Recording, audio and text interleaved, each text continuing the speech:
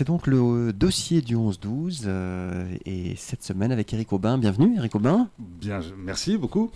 Je rappelle que vous êtes bénévole à UFC Que Choisir, pays de Saint-Malo. Alors c'est vrai que vous nous sensibilisez à la cybermalveillance. Vous nous avez déjà donné un certain nombre de tuyaux. Et aujourd'hui, vous allez orienter la chronique sur un autre aspect de la cybermalveillance. Mais commençons peut-être par un petit rappel. Alors absolument, merci beaucoup de me donner la possibilité de faire ce rappel. Effectivement, on a mis en avant la dernière fois et les fois d'avant les risques qui étaient liés plus particulièrement au cyberharcèlement, qui est un mal beaucoup plus répandu qu'on imagine. Et on a donné aux auditeurs un certain nombre de clés pour pouvoir réagir face à ça. Et encore une fois, qu'on soit victime ou bien qu'on soit témoin. C'est important, c'est pas que, voilà, les deux sont importants. Et vous vous souvenez peut-être que si vous êtes victime ou si vous voyez une victime de cyberharcèlement, vous pouvez contacter le 3018. C'est une ligne gratuite, c'est un service gratuit, c'est du lundi au samedi de 9h à 20h. Et on vous donnera sur cette ligne, il y aura une écoute et il y aura des conseils qui vous seront donnés pour justement toutes les personnes qui sont heurtées ou confrontées à des situations de violence numérique. Voilà, donc c'est aussi une plateforme, et ça c'est intéressant aussi, qui peut intervenir auprès des réseaux sociaux, Facebook, Instagram, etc., pour aider les victimes à faire supprimer les contenus qui lui portent préjudice, sachant qu'en général, les réseaux sociaux ne sont pas trop volontaires pour supprimer ce type de contenu. Je vous rappelle rapidement qu'il y a d'autres moyens encore qui permettent de vous aider. Il y a un site d'information plus généraliste qui s'appelle cybermalveillance.gouv.fr, cybermalveillance.gouv.fr. Là, il y a énormément d'informations possibles. Niveau suivant, vous souhaitez passer à l'action, c'est la plateforme Thésée qui va pouvoir vous aider. Là, vous y accéderez sur le site service-public.fr, site qu'on connaît tous. Et puis, si vraiment vous êtes sujet, vous voyez qu'il y a de l'incitation à de la haine ou de l'apologie du terrorisme, ou même d'ailleurs des atteintes aux mineurs, à ce moment-là, là, on est sur des sujets beaucoup plus importants et ça va être la plateforme Pharos qu'on va pouvoir joindre par le site internet-signalement.gouv.fr. Pour rappel également, il y a une autre ligne qui permet d'avoir un accompagnement en cas de cybermalveillance qui est réalisé par l'association France Victimes et qu'on peut contacter au 116 006.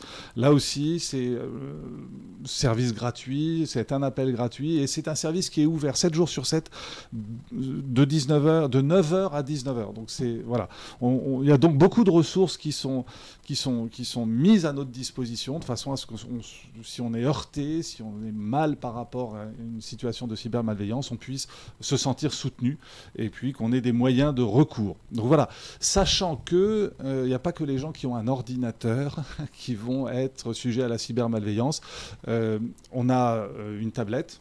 On peut avoir aussi un téléphone, un smartphone, c'est un petit ordinateur et donc comme on l'a dans la poche et qu'on s'en sert de plus en plus, eh bien c'est un moyen, c'est un véhicule qui est vraiment utilisé par les cyber-escrocs pour vous voler vos données personnelles, vos données bancaires. Voilà, et donc je vous rappelle également pour finir ce rappel que cette synthèse que l'UFC Que Choisir de Saint-Malo et de ses environs est à votre proximité, on est à votre écoute pour vous aider à vous orienter dans vos démarches. Et notre association dispose de plusieurs antennes et vous en avez certainement une qui est à proximité de chez vous. Donc il ne faut pas hésiter à nous téléphoner, à prendre rendez-vous si vous avez un sujet lié à la cybermalveillance, entre autres, ou bien entendu aux droits des consommateurs. Voilà. C'est pour ça que UFC Que Choisir vient de sortir un baromètre qui en dit long. Absolument. Il vient de sortir, c'est un baromètre annuel qui essaie de mesurer un petit peu les choses auprès d'un échantillon représentatif de la population française et qui nous donne quelques chiffres. Alors je vous donne les chiffres. 15% des Français disent avoir été victimes d'une arnaque en 2022. Et grosso modo, on s'aperçoit que c'est à peu près équivalent à ce qu'il y avait l'an dernier et qu'il n'y a pas non plus d'inversion des modes de fonctionnement. Les pièges les plus fréquents sont toujours ceux qui sont aujourd'hui encore les plus utilisés. Alors vous allez me dire, 15%, c'est peut-être pas très grave, mais 15% de la population, ça fait beaucoup, 15% de 70 millions de Français... Ouais. Eh bien oui, ça fait 4,3 millions de ménages qui se sont déclarés victimes avec un préjudice moyen de 800 euros. C'est pas négligeable. Ouais. C'est pas négligeable, exactement. Et ça veut dire qu'il y a 25%, donc le quart de ces ménages qui ont eu un préjudice de plus de 1000 euros. Et à peu près la moitié pour des préjudices de moins de 150 euros. Donc là, ouf, heureusement. Et donc, et ça, c'est que l'aspect financier, parce qu'on doit aussi considérer que il va peut-être falloir passer du temps, se protéger, supprimer toute une série de données, mettre un antivirus, peut-être reformater son téléphone ou son ordinateur. Enfin, c'est beaucoup de complications, évidemment, qui ne sont pas mesurées ici. Les opérations bancaires, c'est la cible numéro 1 des escrocs. C'est 1,4 milliard d'euros qui sont perdus là. Et les escrocs recourent généralement à l'hameçonnage pour ça, c'est-à-dire le phishing. Le phishing, exactement, le vol de données personnelles. Et donc, voilà, donc c'est une proportion importante et ce baromètre annuel nous permet de mesurer l'évolution des choses. Éric Aubin, quel est le rôle d'Internet dans ce volume d'arnaques que vous venez de mentionner?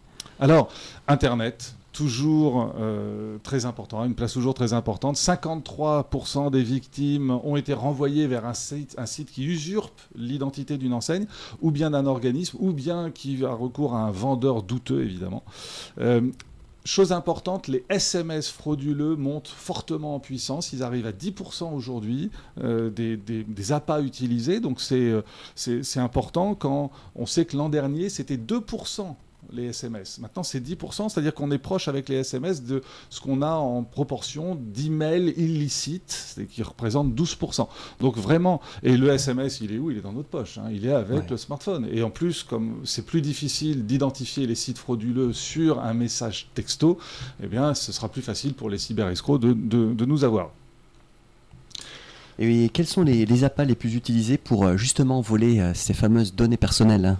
Alors, les appâts, c'est ce qui nous touche dans notre consommation, dans nos habitudes de consommation habituelles. Alors, si on est un professionnel ou si on a eu une carrière professionnelle, c'est le CPF, vous savez, le compte personnel de formation. On vous dit, pour faire simple, attention, vous avez un droit à des formations avec le CPF, mais ça va bientôt s'arrêter. Il faut que on est là pour vous proposer toute une série de formations. Remplissez le dossier CPF, envoyez de l'argent, peut-être même compléter avec vos propres deniers pour la formation, et tout sera pris en charge. Vous allez voir, ça va être formidable. En fait, c'est formidablement pas bon, parce que non seulement vous aurez probablement pas de formation au bout du compte, ou alors vous aurez une formation qui sera très très loin dans la qualité de ce que vous avez payé, et en fait, finalement, c'est une arnaque au CPF, c'est-à-dire que les voleurs vont capter l'argent et ne délivreront pas du tout la prestation qui est prévue. Les autres arnaques courantes, on les connaît bien, c'est les colis perdus. On vous dit 73% des sondés dans l'étude nous disent qu'ils ont reçu une fausse demande. On en reçoit beaucoup ici, nous, des SMS comme ça. C'est ça. On a besoin que vous nous envoyiez des frais, payer des frais supplémentaires pour une présentation à nouveau du colis. Vous avez la fausse convocation judiciaire. Alors là, c'est un. Et là, en fait, il joue sur la peur, hein, c'est ça? Absolument. Sur ce ressort-là, ouais. La peur de perdre les jours de CPF, je vais perdre quelque chose, ou la peur d'être dénoncé sur un truc que j'ai pas fait, et voilà. Et donc, il joue sur l'effet panique un peu. Exactement. L'urgence, la panique, le fait que, c'est ça, il va falloir réagir très très rapidement, et donc mauvaise réaction. C'est vraiment là-dessus. Donc l'invitation que vous nous lancez, Éric Aubin, c'est toujours de réfléchir avant de cliquer. Absolument. Toujours. Absolument. On parlera aussi de la carte vitale. On vous dit qu'il va falloir s'acquitter de frais supplémentaires pour la carte vitale. Il y a la vignette critère, vous savez, qui définit le taux de pollution que vous pouvez avoir. Donc là aussi, on va avoir là-dessus, la vignette critère, c'est une arnaque qui a commencé en 2017, qui était assez répandue. Et puis, maintenant, on va vous dire, vous n'avez pas la bonne vignette. Ou alors, la législation a changé, vous devez mettre à jour votre vignette, et pour ça, on vous envoie sur un site. Donc, vous cliquez sur un bouton, ça vous envoie sur un site. Et sur ce site, effectivement, on va vous proposer de payer peut-être 3 €. En réalité, vous serez débité de 60 €. Ou bien là, vous ne recevrez rien du tout. Voilà. Alors, il faut bien entendu, quand c'est des éléments plus gouvernementaux, aller sur le site du gouvernement, savoir quel est le lien qu'il recommande pour renouveler. D'abord, est-ce qu'il y a une mise à jour qui est nécessaire, et est-ce qu'il va falloir renouveler sa carte critère ou pas. Et si je reviens juste en 2 minutes sur la carte vitale, effectivement, Là, c'est grave parce qu'avec la carte vitale, on est sur vraiment le vol de données personnelles. Ça va être... vous aurez un pseudo-conseiller qui va peut-être même vous téléphoner, qui va vous dire, alors attention, vous faites l'objet, je suis la banque, vous faites l'objet d'une attaque parce que vous avez été sur un mauvais site avec la carte vitale, et donc vous allez recevoir un SMS de confirmation, vous me donnerez le code là-dedans. En réalité, vous donnez le code qui permet à l'escroc de vous débiter. Et donc là, vous faites piller votre compte en banque. Voilà. Donc vraiment, ce qu'il faut, c'est être particulièrement attentif à ce genre d'arnaques qui sont les plus courantes. Et puis, il y a des cibles plus fragiles ou plus exposées que d'autres à ces arnaques. Il y a un profil, Alors, on en parlait la dernière fois un petit peu ensemble après l'émission en se disant, mais finalement, les plus fragiles, eh ben non. On s'est trompé, Jean-Christophe, nous nous sommes trompés. En fait... c'est une question de ma part, une affirmation. Parmi les 15%, je me suis trompé dans la réponse que je vous ai donnée la dernière fois, parce que parmi les 15% de Français qui se déclarent victimes d'une arnaque, ce sont les 18-39 ans qui sont les plus touchés. Les 18-39 ans. Et en fait, les plus de 65 ans, moi je pensais que c'était eux les plus touchés, non, les plus de 65 ans ne représentent que 11% des personnes les plus touchées. Maintenant, on va remettre ça dans un autre contexte. Les 18-39 ans sont ceux qui... C'est la plus grosse masse. Et oui, et c'est eux qui sont sur Internet. Donc forcément, c'est eux qui sont les cibles privilégiées. Les plus de 65 ans sont peut-être un petit peu moins sur Internet. Mais, comme on le disait aussi, d'un autre côté, nos petits-enfants peuvent nous pousser à avoir un téléphone. Grand-père, il faut qu'on puisse te joindre. Et donc un téléphone, c'est un smartphone, c'est dans une poche, c'est un ordinateur. Et donc là, on sait qu'ils sont moins sur Internet, mais peut-être plus fragiles par plus de méconnaissance du sujet. Et puis finalement, Éric Aubin, qu'est-ce qu'on peut faire pour se protéger des arnaques alors il y a des réflexes qu'il faut avoir. Le premier réflexe, c'est lorsque vous recevez un SMS ou lorsque vous recevez une invitation à vous rendre sur un site internet, ne cliquez jamais sur le lien ou sur le bouton qui vous est recommandé. Je le dis doucement et sûrement parce qu'il faut vraiment... Qu'on intériorise ça. C'est ce qu'on appelle, sur les sites internet, on appelle ça des call to action. C'est-à-dire des appels à l'action pour pouvoir justement bénéficier de la prestation qui est proposée. Il ne faut pas le faire. Si je reçois un mail qui me dit « La Poste n'a pas pu vous livrer votre colis, cliquez ici pour pouvoir reprogrammer une nouvelle date », en cliquant ici, je me dis « C'est juste pour reprogrammer une nouvelle date ». Attention, derrière, il peut se passer des choses dangereuses. Voilà, vraiment, faut faire attention. Donc, ne cliquez jamais sur les pièces jointes d'un mail douteux, sur les boutons ou sur les liens de sites internet sans vous être assuré au préalable de la réalité et de l'honnêteté du site qui vous a envoyé le mail ou bien le SMS. Voilà. Ne communiquez jamais évidemment d'informations sensibles via une messagerie, donc un mail ou via SMS. Jamais. Ne communiquez jamais vos données personnelles, sauf si vous êtes certain de ce que vous faites. Il faut, au moindre doute, vous contacter directement l'organisme concerné. Bien entendu, vous sauvegardez vos mots de passe. Si vous pouvez sauvegarder, faites des sauvegardes régulières de votre ordinateur ou de votre téléphone. Petit truc entre nous, faites une sauvegarde sur peut-être un disque externe, un disque dur externe, physique, mais faites-la aussi sur le cloud. Parce que si votre maison brûle et que votre disque dur brûle avec votre ordinateur, vous n'avez plus rien. Alors que sur le cloud, c'est quand même... c'est un peu plus en altitude, quoi. C'est ça, exactement. Exactement. Donc voilà, faites des sauvegardes de vos données. Pourquoi ? Parce que si jamais vous avez un cyber-rançonneur qui bloque votre ordinateur, vous allez pouvoir reformater, remettre en paramètres d'usine et réimporter toutes vos données. Vous êtes comme vous étiez hier, quand vous avez fait votre sauvegarde. Donc voilà, faites-le parce que c'est un bon moyen de se protéger. Faites les mises à jour.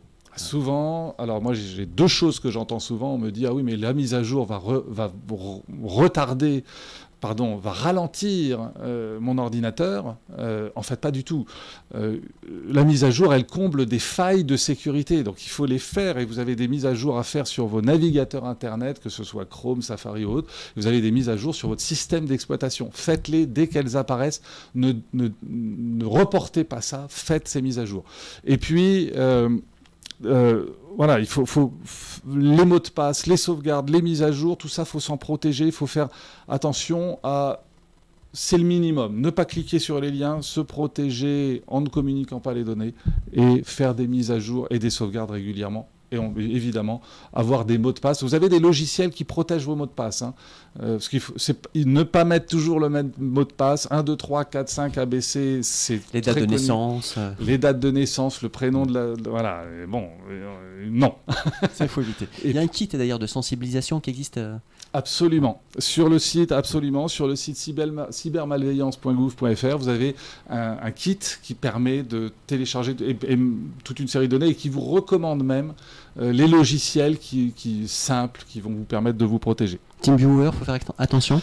Alors TeamViewer, c'est un logiciel qui permet de prendre la main avec votre accord sur votre ordinateur. Mais donc si je vous appelle, que je suis rassurant en vous disant je vais vous aider, je suis un support pour vous, vous rencontrez sûrement des ralentissements, je vais vous aider, je prends la main sur votre ordinateur et là je vais pouvoir introduire un malware sans que vous le voyez, je vais pouvoir faire des choses. Donc non, on ne partage pas son écran sauf quand on est certain de la personne qu'on a en face de soi. Enfin, pas en face de soi, mais à distance et qui prend la main et le contrôle sur votre ordinateur.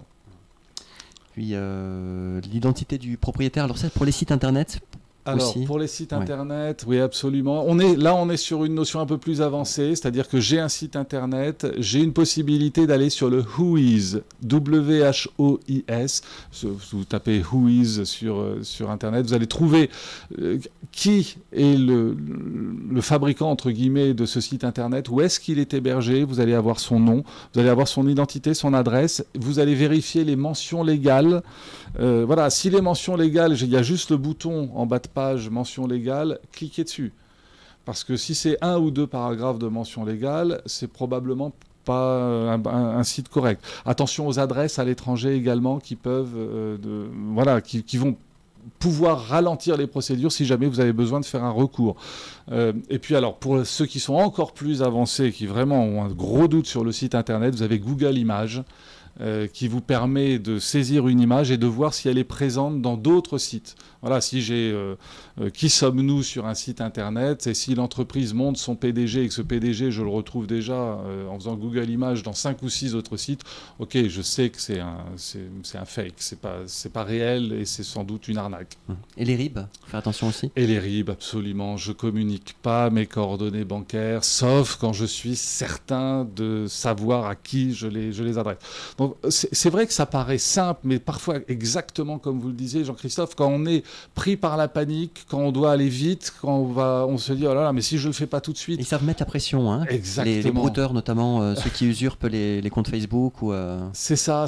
Et puis on se sent tellement démuni au départ par rapport à ça qu'on va avoir peur. Donc encore une fois, aller sur les sites... Et pas rester isolé aussi, se tourner vers UFC Que Choisir. Exactement, aller sur les sites qu'on a mentionnés, aller voir l'UFC Que Choisir si vous avez des doutes.